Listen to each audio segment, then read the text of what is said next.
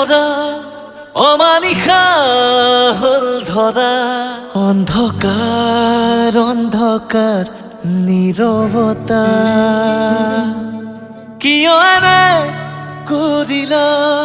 আমাক নিথৰুৱা সকলোতে এতিয়া শূন্যতা নোৱাৰিছো তোমাক এৰি থাকিব সঁচাই আমি কৰিছে মনে বাৰুকৈ আমনি ৰাখিমে জীয়াই আমি